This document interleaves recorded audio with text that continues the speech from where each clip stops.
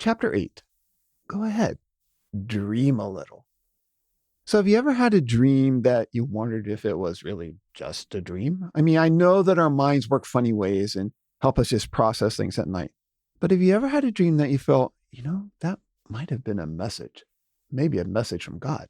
Now, I know that sounds funny, but in the Bible, there are several instances where God used dreams and visions to send messages and help people. He didn't always do this to those who were believers. Sometimes he did it to others.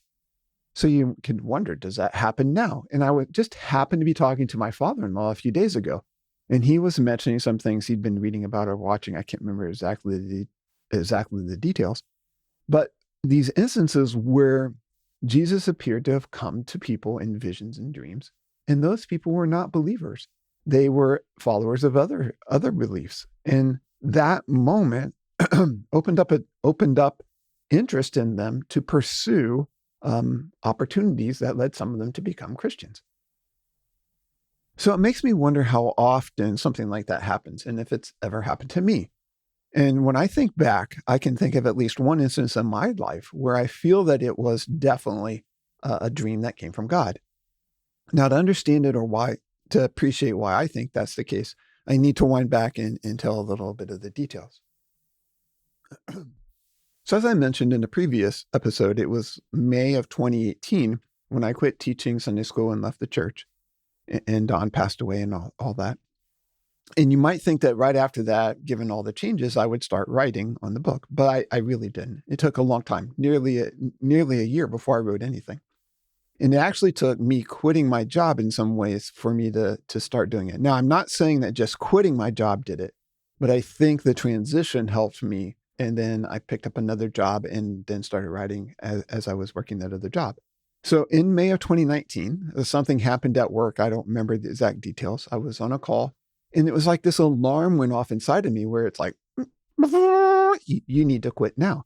Now, it was not a message from God. I would not say that. It was something that Rhonda and I had been talking about for a long time, and something that Rhonda and I had been preparing for, that at some point I would quit my primary job and go do something else, like teach or research or whatnot, not just retire off into the sunset or anything like that. It was also kind of something that my parents had modeled for us, not just told us, that we should live within our means and be prepared for things that might come our way. So Rhonda and I had been preparing decades for the moment when I would quit my job. So right after that call, I hung up that call. I went downstairs. I told Rhonda, now's the time to quit. She was super supportive, and she's been quite a blessing in my life in that regard. But again, it was something that we'd been preparing for decades for. We just didn't know the next step. We didn't have the next job lined up or the next, what we were going to do. But she was super supportive. So from that day I quit until my last day at IBM, it was about 2 weeks. During that time, somebody approached me, and they were looking for more part-time lecturers down at Ohio State, and they wanted to know if I would be interested. So I ended up getting engaged with that and did line up a job to teach at Ohio State. So I knew what I was going to do, even though I didn't know when I quit. I quickly knew what I was going to do next. However, teaching at Ohio State was for the fall of 2019, and I had just quit in May. So I had some free time. I was like, yes, I'm finally going to start working on the book. And I didn't get very far at all. I quickly found myself just kind of stumped. And I had some of the story ideas and some of the things like I've talked about before, but I didn't really see the characters. I didn't feel passionate about the characters or that kind of thing yet. So I was praying about it, and I just really asked God for some help. I needed some help getting over that hump and getting started. And that night I had a dream. Now you could just say it was my mind processing things, but it was a fleeting vision of Kat, the main character that goes through the first book and then is in the subsequent books. And it wasn't great detail, but just enough that I could catch a glimmer of her and then start to think of her as a character. Now, I'm not good at describing characters and what they look like, and I definitely didn't want to describe Delator, who wants to describe the devil. So it was enough to help me get started, not suddenly change the way I might write the books or anything like that. So that happened.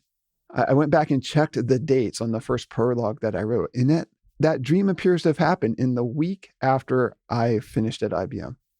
So that was pretty cool. Now, I'm not saying you have to quit your job to go do something else or have something like that happen. That's not it at all. My focus is don't be afraid to dream a little. That in your life, I wonder if once in a while God is giving you a dream or a vision or something he would like you to do or something you'd like to do, and we miss it because we're not really open to it. We don't think about it, or we see it, or we hear it, and we think, that was just me, or that was just a dream. Why not? Like in the previous episode where I talked about why not attribute good things to God?